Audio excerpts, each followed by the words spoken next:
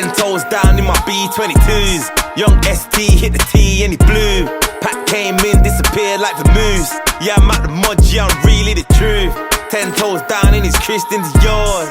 They know me by my real name in the store.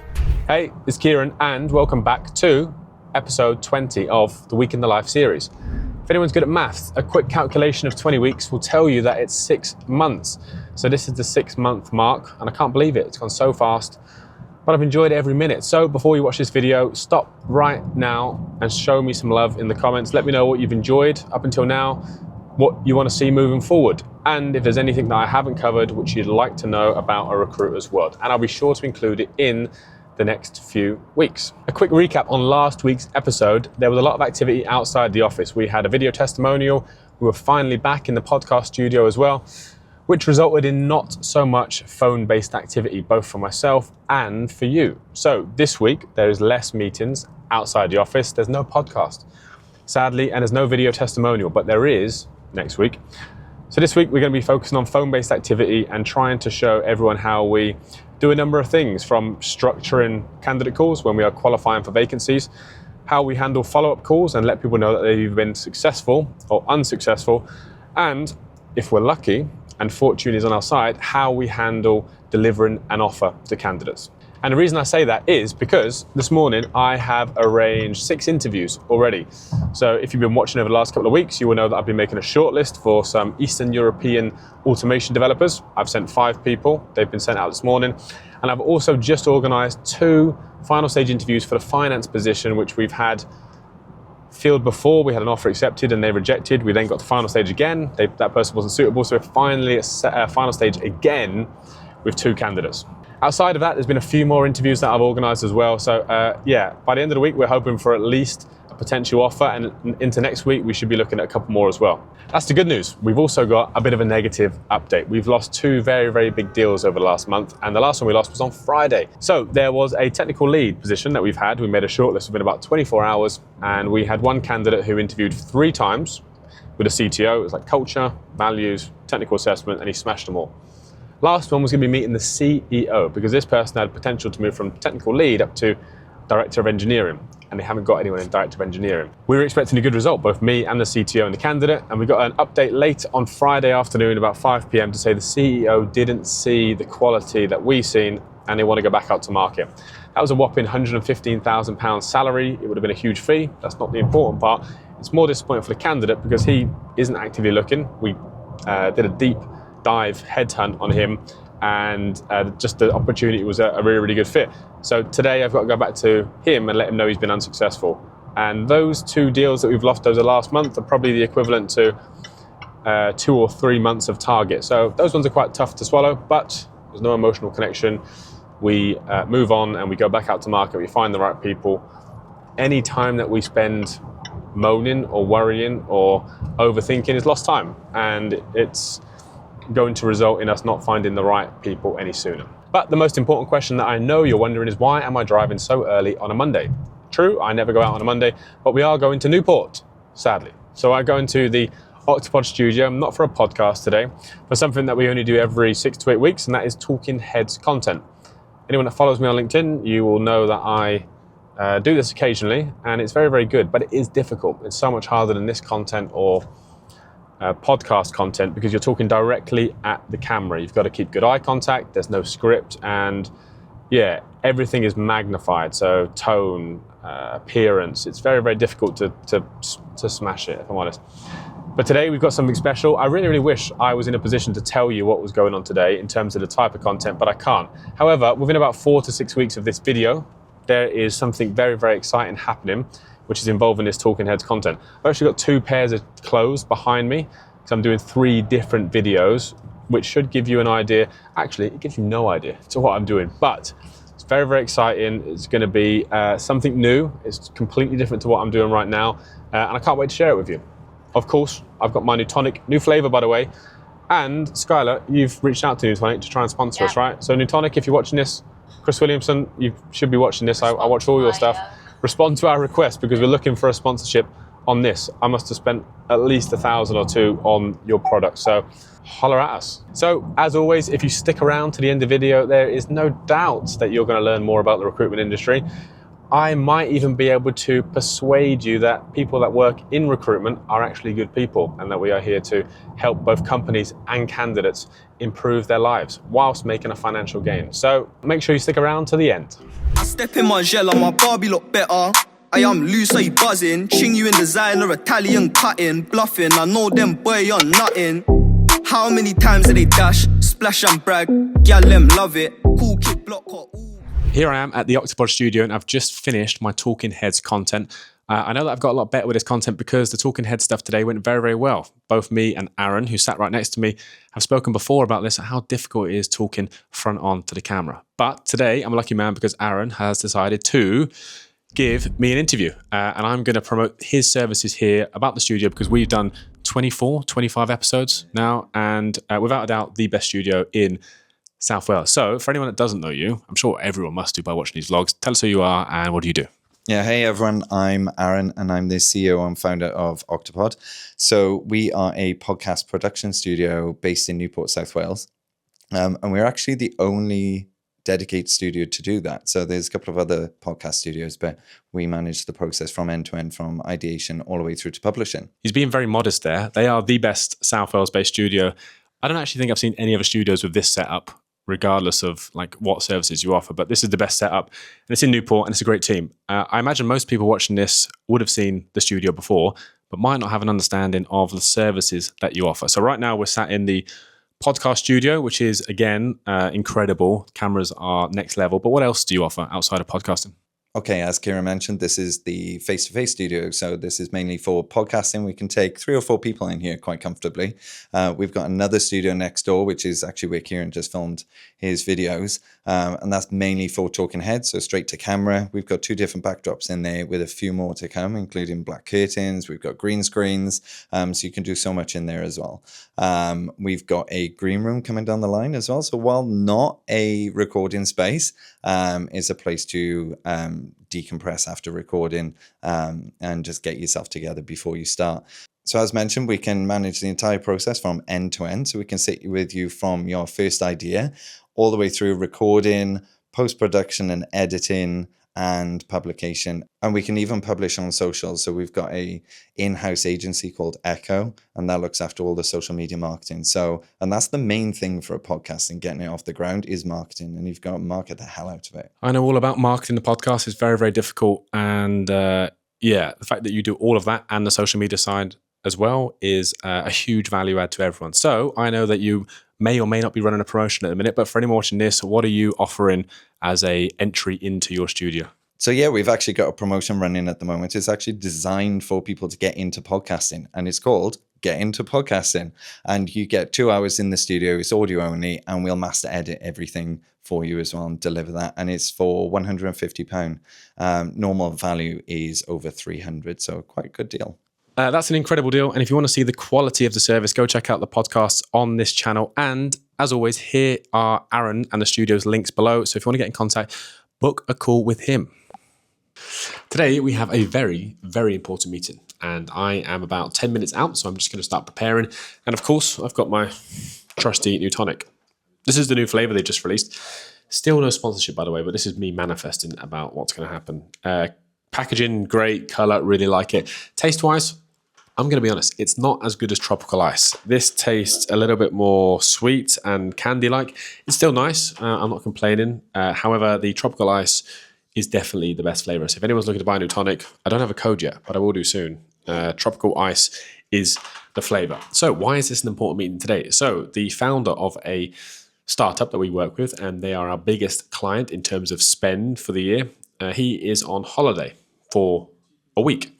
He has kindly introduced me, and we've been working with this company for like 8-9 months now, made double-digit placements, certainly double digits, 5 figures in revenue, and he is now finally, he trusts me enough to introduce me to his chair and the CFO. So in his absence, I am meeting the chair online today.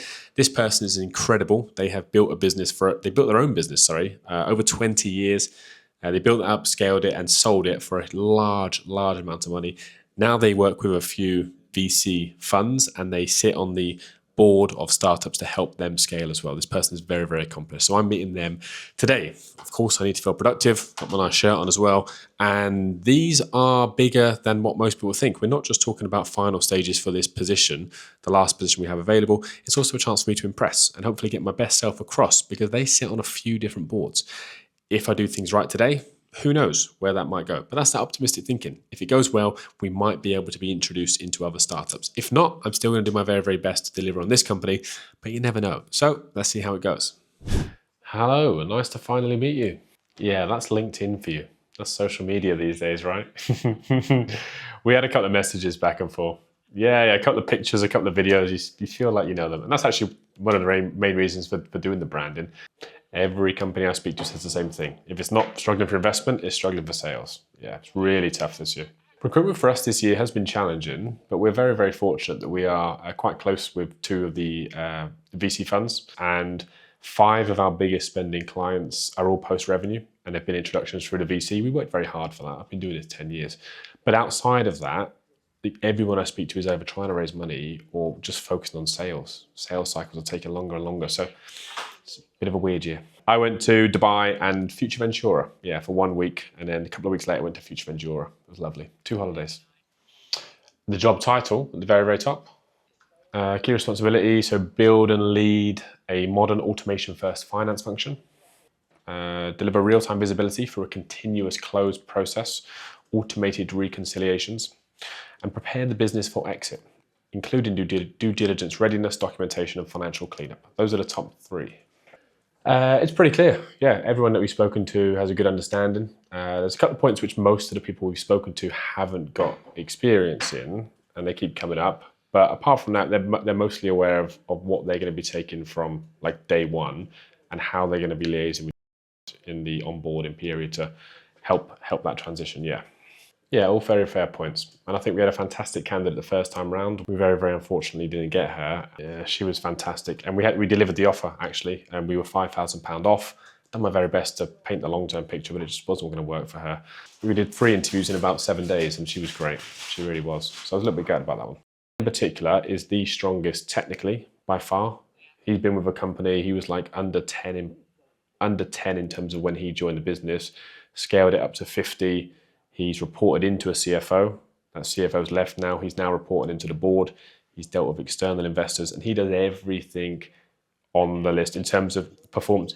He's technically the strongest, and me and both agreed, and I'm careful what I say because I don't want to sway your judgment, but I think maybe slightly better on the culture side. I think she's a bit warmer, but her team set up, so she reports into a financial controller who reports into a CFO, and she has 3 direct reports.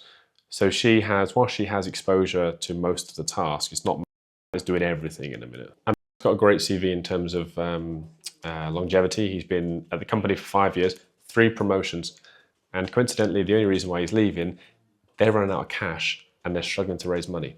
And he needs some security, and he wants to go on that journey again. He wants to come back to the beginning and work his way up. Looking at longevity and how they've been, long they've been at a company, and if they've had any promotions is really important. And the fact he's been there for 5 years, remained loyal, and he's trying to raise their money, but they just can't do it because sales aren't there. It says a lot.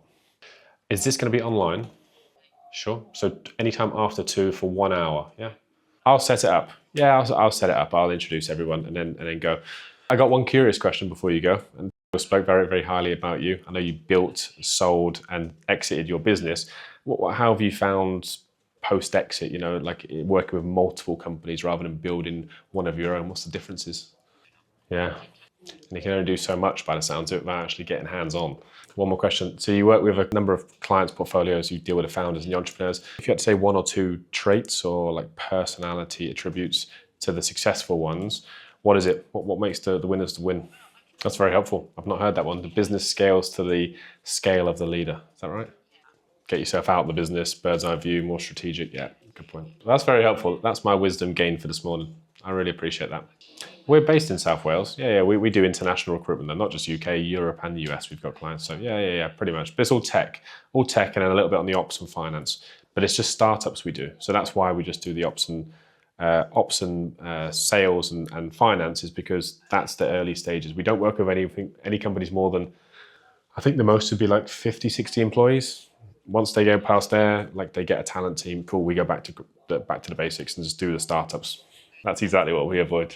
That's very, very helpful today. I appreciate that for the wisdom and the interviews. No problem. Thank you very much for your time. I'll speak to you soon. Good morning. How are you? I'm very good today. I'm very, very good, apart from the weather. It's absolutely hammering down outside. How are you feeling for today? Good. Thank you for completing the assessment. I know you sent that across to them and they've responded. So they're reviewing it. How was it? Well, you got it done, so I appreciate the time, man. Is there any questions that you need answered before you go in today? Anything I can help out with at all? I think the main thing to be aware of, and I know we've spoken about this before, but like it's come up in every interview, no matter what it is, it's not just RPA, it could be software as well. It's just speed and velocity. Velocity is a word they would actually use.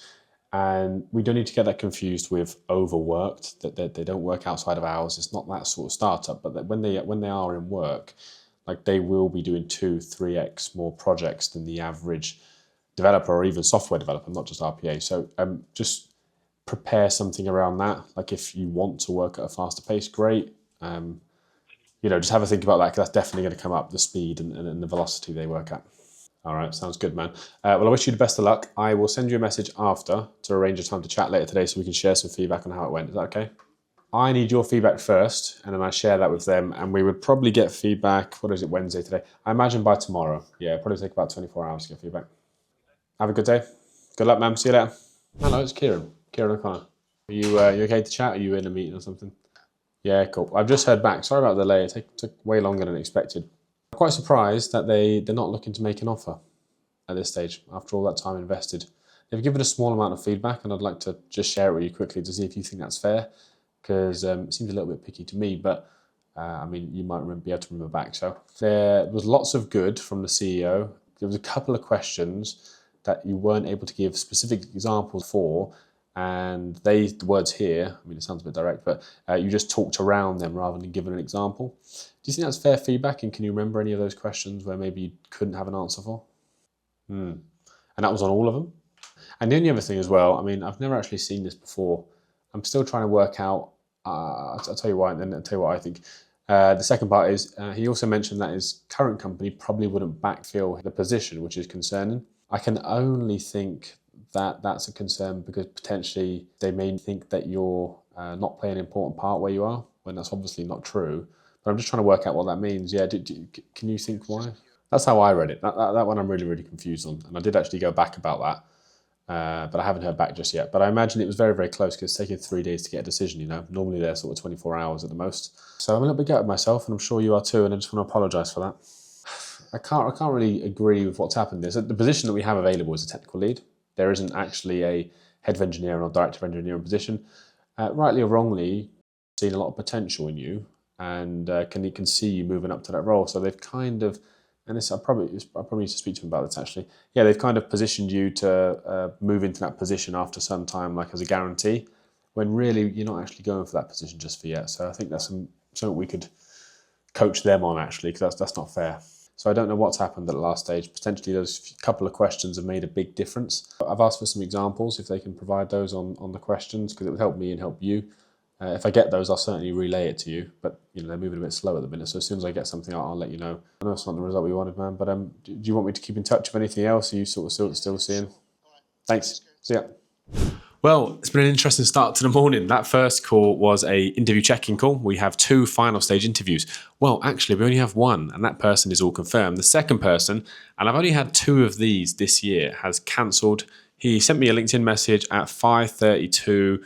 He's in hospital with his sister. Completely understandable. He's a great guy, and there's no doubt that's genuine. But that's moved down from 2 final stages to 1 final stage today. Second call, I've had to call the technical lead candidate that had 4 interviews and was unsuccessful. I did say on Monday that he's been unsuccessful, but I went back because there's loads of positive to see if there's anything we can do. I can't say I 100% agree with the feedback. You would have heard me on that call, and it's my responsibility to do my very best to position it and get people to think in a different way, but it's a firm no. We had that email today. So I'm going back out to market. If you're a technical lead, looking to move into head of engineering, you still need to be hands-on. but you also need to have some leadership capabilities as well to lead, mentor, and take accountability for the team. Check out our live vacancies here. It's going to be posted back up. We've got a few new positions. So if you follow the link, you can click apply. It'll come straight through to me and I'll call you. Right, I'm just about to head out for lunch and I've been doing BD all morning. I've probably done around an hour and a half and I'm going to do another 2 hours this afternoon. I haven't recorded any. Of course, I've had a new tonic to get me going. And this is the current state of BD at the minute. 111 dials in 49 minutes and a 3% connection rate, no meeting set. I actually had 3 conversations. I think one person was recruiting, but it was for structural engineers, not software engineers. So that was a no-go. Let's hope this afternoon is a little bit better. I don't do the late night text, ask my ex. I'm just trying to double these checks. They're saying Burner's up next. I'm still with the guys, still trying to pebble these Zeds. If I robbed one of your guys, I'll say it was I. True say I done it with chess. Bro saying stick to the... Hey guys, so we are going to be continuing on with our interviews this week, and I thought it would be a good idea to interview Mr. Kieran O'Connor. Bosh. These are not pre-prepared, these are all just from the noggin. So my first question is, who are you and what do you do? Yeah, so you are in for a treat this week because we've had Aaron do a mini interview. Now it's me, great suggestion from Skylar, and we have one special guest later in the week. You're going to have to watch till the end to find out. So for the purpose of this video, I'm Kieran O'Connor and the founder of Place. That's a technology consultancy that works globally with startups.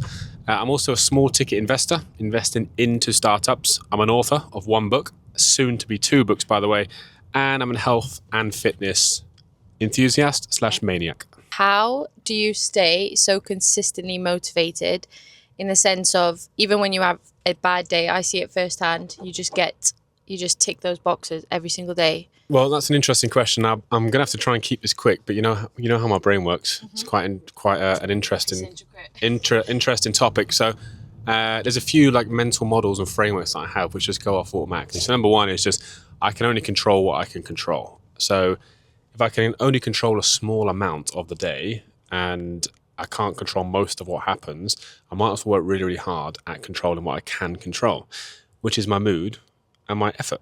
I can control that 100%. No one can take my mood away from me and no one can take my effort away from me either. When I'm doing sales, I can have bad sales calls. Offers cannot go my way. The gym might be closed. There's all these things. But one of the few things is my mood and effort. So that is always 100%. And, it gives me power knowing that I'm just in control of that. And the second thing is I think big picture. So there might be 1 day a month, you think, when I have an off day? Yeah. 1 day a month is fine. If I'm having 29, 30 days, which are really, really good, I don't mind 1 or 2 that are not. But even when I'm having that off day, I'll still get the stuff done, which I need to get done. But if I'm not feeling ready for sales, I won't do sales. I might then make up for it in 2 days' time. Yeah, well. So I'll just do what I can on the day. Usually that's a lot. Okay, that was a good answer. If it wasn't for recruitment, what would you be doing right now? Right now, door-to-door sales in Merthyr Tydfil still, probably. No, I got no idea. I would 100% be doing sales. It's hard to say because, recruitment's taken me on such a good journey. I know it would be sales related. Yeah. I know it would be now where I am. I like to think I would be in tech sales, software sales, doing SaaS. It's great money, great opportunity. It's really, really hard to say. I'd like to think I would be in business by now. I probably would. It would have to be sales. Something sales, people. Yeah, I just love sales. Yeah, it would just be sales is my answer. And if recruitment didn't work out for whatever reason, I would go into either SaaS sales or SaaS, start my own SaaS company. So yeah, just definitely sales. Okay, if it wasn't like a real life job, what would your dream job be? My dream job? Yeah, it used to be professional footballer. I had trials, I was playing at a decent level, Welsh League and stuff. And, I don't think I actually would have wanted to do that full time. My dream job, I'm not even just saying it now, but because I've been into business for the last 2 years, doing the entrepreneur journey, my dream job would be to run or multiple businesses at the same time. I don't think there's anything better for personal growth, financial reward, and long-term payout. I think business ownership and entrepreneurship has been the most exciting thing that's ever happened to me. Yeah. Have you always wanted to go into business, owning a business, or can you only say that now because you're over a year in? Pushing your luck with all these questions now, you're only meant to have 2. Everyone, I imagine, not everyone actually, but most people would say I would like to start a business sometime soon. I'd like to do some freelancing, sure. And I was always like that, but it's hard. It's all about timing. And if the market conditions are right, if your skill set is right. So yes, I always thought I wanted to start a business. And fortunately enough for me, the stars aligned at the right time and I've started this business and couldn't be happier. And that's everything. You got a few more questions there. Skylar was only supposed to ask 2, but you got 5. Hope you enjoyed. Another interview coming later in the week. Right, it's that time of the week already for BD Call Coaching, and we've got another special guest, Skylar, and we got some good news and bad news. Good news is I've got a 7-minute call. That was with a CEO from Germany yesterday. First time call, handled it pretty well. I had a couple other good ones yesterday, but we're just going to do the one and really dissect this 7-minute call. The not so good news is Skylar did her first sales call ever yesterday, like ever in her whole life. How long was it? 36 seconds. 36 seconds, and we didn't have call recording enabled. We were going to bring that in. Skylar was going to put her big girl pants on and listen to it back and see where she went wrong.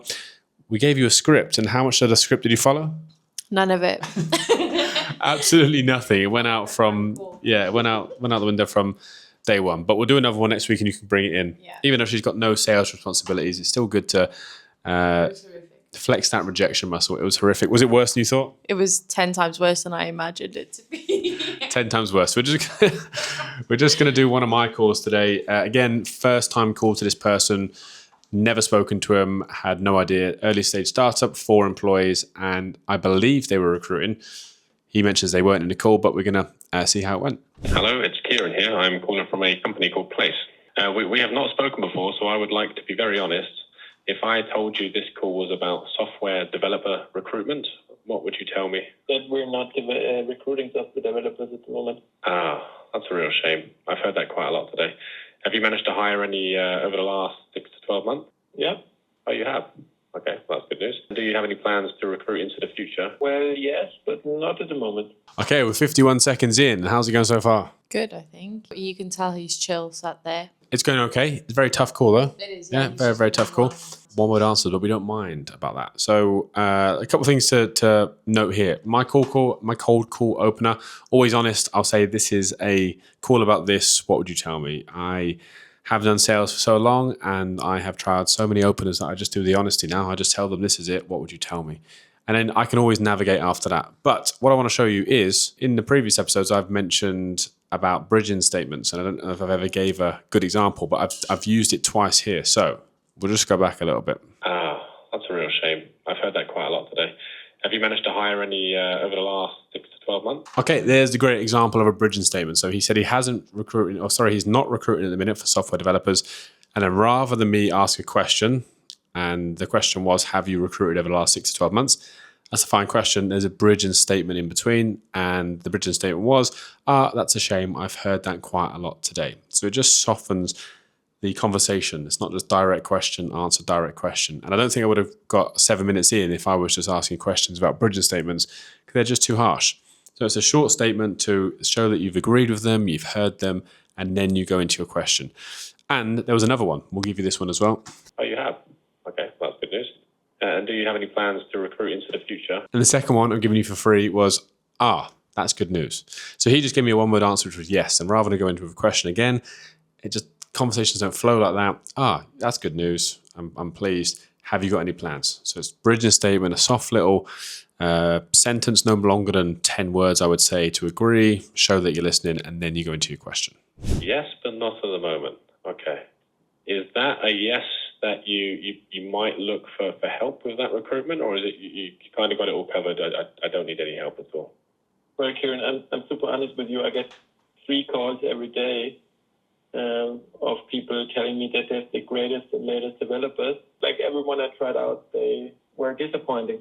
So do you said you had developers calling you, or the recruiters calling you? No. I have recruiters like yourself. And everyone has been bad?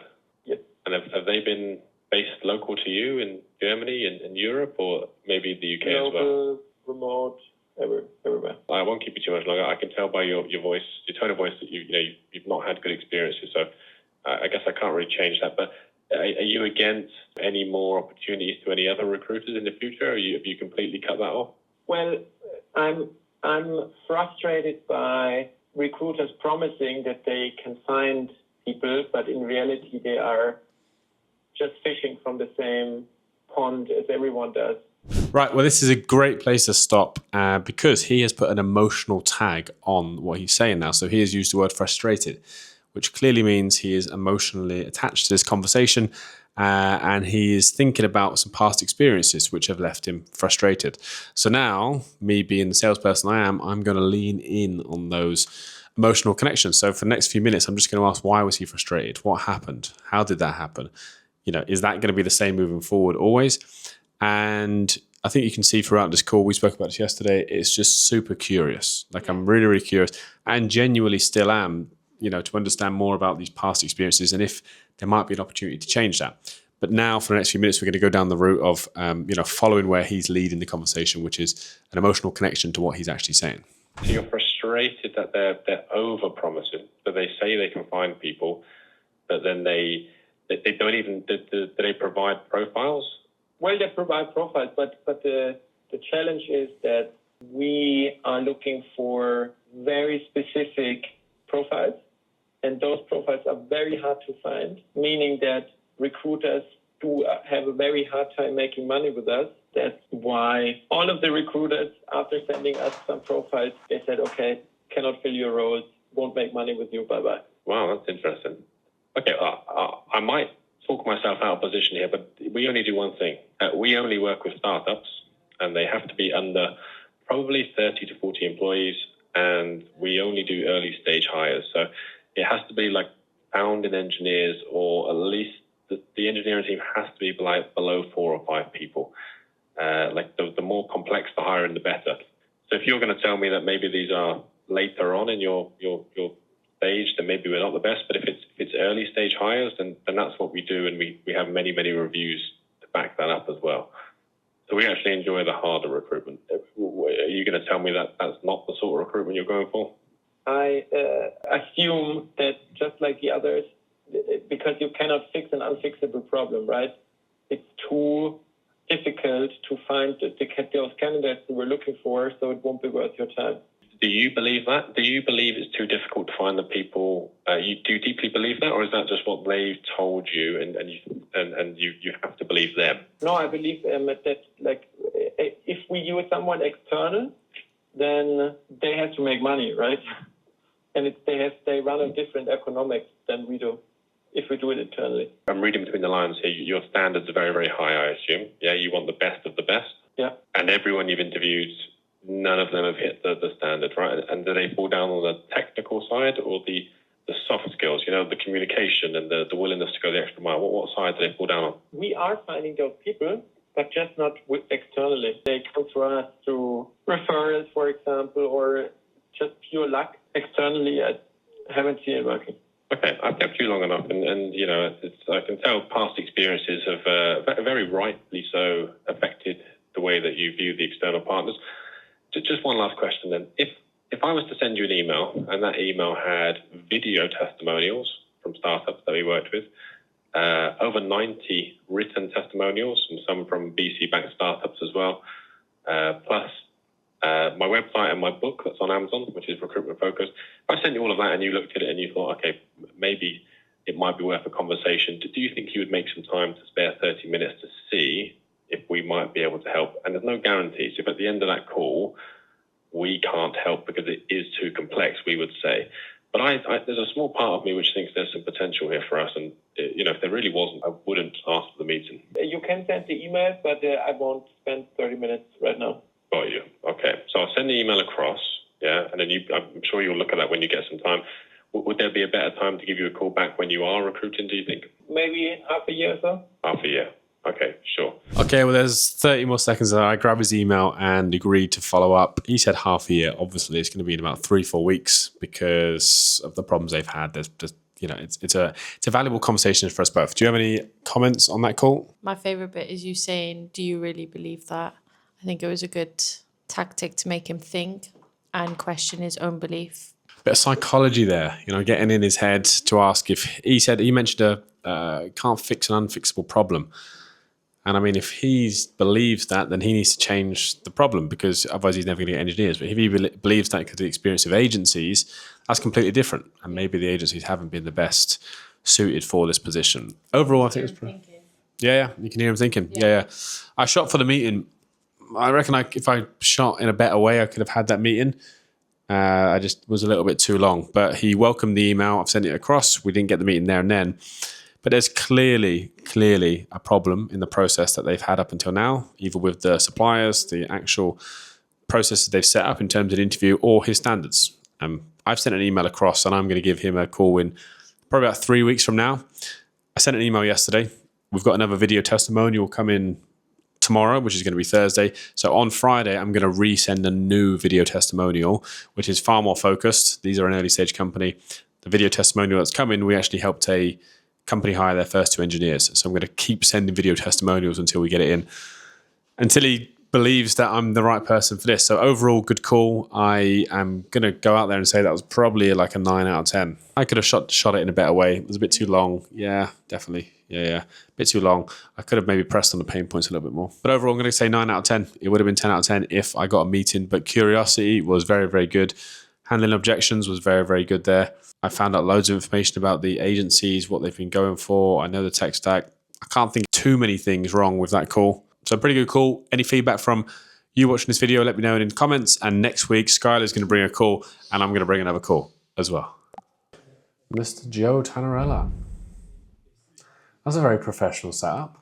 How are you feeling after last week's podcast? The brain is annoying. The brain does this. It always nitpicks it, like little things that you could have said better. That wasn't true. Why didn't you expand on this? Happens to me. Even still. And why does it do that? But I really enjoyed it, man. And hopefully you did as well. I know how hard it is to watch yourself back. I have to do it every week. And I'm like, I'm still not used to this now. I appreciate you making the time, by the way. I won't keep you too long. 20 minutes, I'm sure we can smash through this. Not full-time YouTube. I'd like content about recruitment to be a big revenue stream, yeah. But not like full-time. I don't think I could go all in on YouTube, but I'd like the podcast to really take off. We're trying to get some sponsors now. We've actually had a bit of interest for the YouTube platform itself. Again, like 50k views a month at the minute. So yeah, it was going to get up there, but I don't think I could do it full-time. I don't know if I've got that. Could you? I'd like to think I've got the communication, the awareness, and the previous background to back it up. But there's a reason why I want to do that. And that's not the reason to call, but that's just a side piece. Because essentially, Joe, I like to think I'm really good at what I do. Like, I actually love it. I can't scale me, though. And I'm constantly battling with this. I've hired people. I've got rid of people. And I've just been thinking, like, what can I do? What's going to scale quicker? So I think, and I really want you to be honest with me and then tell me what I should be doing to, from a product perspective, is I'm going to pour everything that I've got from like a psychology-led approach on what best practices and how companies can get the best out of what. It's not going to replace agencies, but how you can work with your agency better. The biggest problem in recruitment, and I don't know if you've ever dealt with people just don't want to deal with recruiters, but they have to. I also agree with what you said, that people are busy and they don't want to take accountability. So I'm tying it to saving money and improving the recruitment process and essentially your revenue in your business by getting better at recruitment. And I just firmly believe that the world would be a better place if they had an understanding of just what good looks like. The current motivation for most of the people that I speak to is they want to hire the best talent in the most cost-effective way. Simple. The problem is they're unable to do it themselves 9 times out of 10. So they either have to use an agency, they either have to wait painfully long periods of time, or they have to hire an internal recruiter, but they might not be ready for that stage. Most people who have hiring manager responsibilities, executive, hiring manager, VP of engineering, chief product officer, like they'll do recruitment, but it'll be like their least important thing. Realistically, the only way the business is going to grow is through good people at the right time. Have you ever had to recruit into your team? How did it make you feel? I mean, were you annoyed that maybe you didn't have like clear structure and understanding of everything? Or maybe you did have an understanding. Should I just go speak to as many people as I can and say, this is what I'm building? Or do I ask questions before like the building things? Recruitment is a never-ending responsibility. Never-ending. Like, unless you're scaling down or you're going insolvent, you will always have to recruit. Not everyone, but you recruit a couple of times a year. Some companies recruit a couple of times a month. This is how I learn. We got a similar question where it's, tell me what you want to get out of this call. It's the first question we ask. Just say, just price. Well, that's everything, price. We'll just go into price then. Whereas waiting 30 minutes to try and work that out. Yeah, that's a good question. It's true, yeah. I've noticed. Leading questions, yeah. Sometimes I get those asked to me, yeah. So they've got to be super open, no lead-in thought behind it. And do you think a survey, if I go to someone with a survey, which I've written and give it to them, or do you reckon it's best to ask these questions, get vert like we're doing now? This is a very basic question, but I'd like just your opinion. Let's say I ask 10 people, what percentage, just for easy numbers, would you say is like, that's got a lot of potential? And then what numbers would you say you can give up right now? Man, that's very, very helpful. Very, very helpful. Loads more information than I had already. Last one, do you know anyone from a technical perspective who I could speak to? Anyone that you could recommend? I appreciate it, man. Yeah, let me check after this. I'll speak to Rich as well and see what the event is, and I'll get back to you. Give me an hour. Oh yeah, I appreciate it, man. Thank you very much for your time. Appreciate you. Nice, man. That call right there with my good friend and the always helpful Joe may or may not have had something to do with why I was at the studio on Monday. And it may or may not have had something to do with what I'm spinning up over the next couple of months. I realise I am being quite elusive and a small tease here, and I wish I could share more information, but there's lots of stuff going on in the background. Money has already been spent. People have already been set up into their places. So if you stick around till probably like mid-October, I will definitely share everything I can around then, but nothing in between. Earlier in the week, I promised you one more video interview with someone special, first time on The Week in the Life, and I finally managed to pin him down. So I'll let him introduce himself for everyone that doesn't know who you are, and they should, because you're famous around these ends. Tell everyone who you are and what you do. I'm Richard, long-time watcher of the vlogs, big fan, number one fan. So I run a company called Innovators Uncensored, and essentially what we're trying to do is create a startup founder-focused media company, trying to make startup content more exciting, more engaging, entertainment first rather than education first. And the byproduct of that is that people get more engaged in startups, they start to pick it up more, and it becomes more mainstream. So idea is we're building this audience, thousands and thousands of founders, mostly in the UK, but across the world. And then ideally what we want to do is start funding them. So we build a spin-off VC fund, and we're able to platform them through the media and fund them with pretty risk-hungry tickets. I'm a pretty risk-hungry guy generally. So yeah, that's what we're doing and the goals. He answered all my questions in one go. No, it's good. You've been putting on some fantastic networking events local to South Wales and the South West over the last couple of years. You've also got the Innovators Uncensored job board, which is doing bits. I see some great companies advertising some vacancies on there. For anyone that hasn't been to a networking event of yours, like what do they expect and what sort of people go there, and what's the general vibe?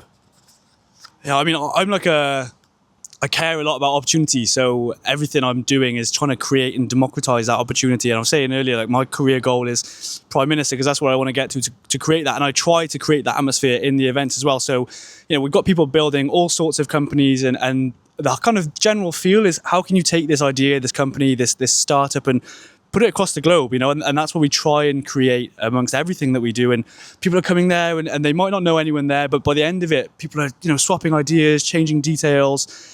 And essentially, it's just a platform to get yourself plugged into an ecosystem, see what's going on, understand who can do what and who can help you. And ultimately, that's what people get from it. And, just keep pushing and pushing the levels up in terms of where you can take a business in the regions. We focus a lot on the regions. So how can you build something outside of London? I love London as well. But, I want it to be wherever you are, you can build big.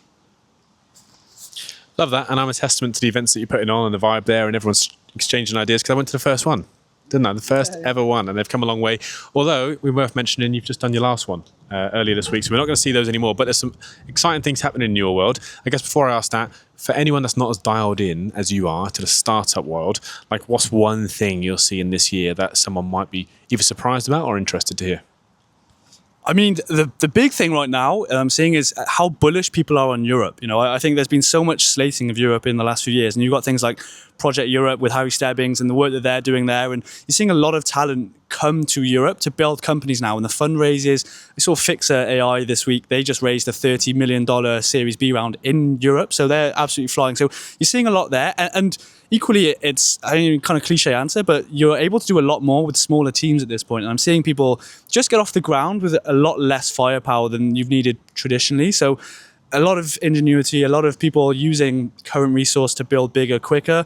And yeah, a lot of positivity in terms of building big companies in Europe, wherever you are in the world, which is, aligns entirely with what I want to do and what I believe in. So that's probably the big thing.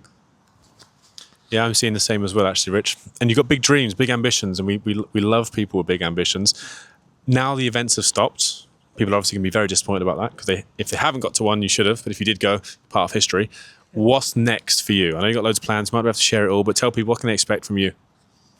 Yeah, so we're switching things up to get to that long-term goal quicker. Like I mentioned, we want to build a fund and we want to write big tickets into really great companies. So the events that we've had so far have been great, and they've been a part of the business that has got us off the ground. But now we're in a position where we're kind of growth mode, and I want to take the opportunity that we have, where we have all these partners that we work with, and we have all these founders that are in our ecosystem. How do we start using these events and these meetups to actually start funding businesses? So that's where we're going. The idea is, next year we'll have a CVC set up and launch as a corporate venture capital fund and an angel syndicate alongside. From my years in the ecosystem now, I'm fortunate to know quite a lot of angels. So yeah, just start using these meetups and these events and the resource that we have to actually make that difference that I'm talking about. Big tickets, regional businesses, and London, but really trying to diversify and democratize that opportunity. I love that. And I've been very fortunate to spend 3 hours with you today, Rich. We've done gym session, back and buys, paddle, sauna, outdoor swim, steam room, absolutely everything. So I'm very close to you, but for people that aren't, how can they get in touch with you if they see this and think, oh, do you know what? Richard's a cool guy. What's your details? Where can they find you? Yeah, I mean, LinkedIn is always a good one. Richard Lee, LWE. And my email is a bit of a mouthful, but it's richard@innovatorsuncensored.com. So it's always a more difficult one. Yeah, on the screen, definitely whack it up there because it's a long one. But yeah, those are the best ways. And I'm always pretty responsive. I'll get back to things really, really quickly. So founders, anyone that wants to kind of get in touch, if I can help, I'm always keen to help. So drop me a line, get me on LinkedIn, and we'll have a chat. Gosh, that's good. Appreciate it, man. Smashed it. Run through 5, won't know what I expected this week. I'm alive, that's why I split it this week.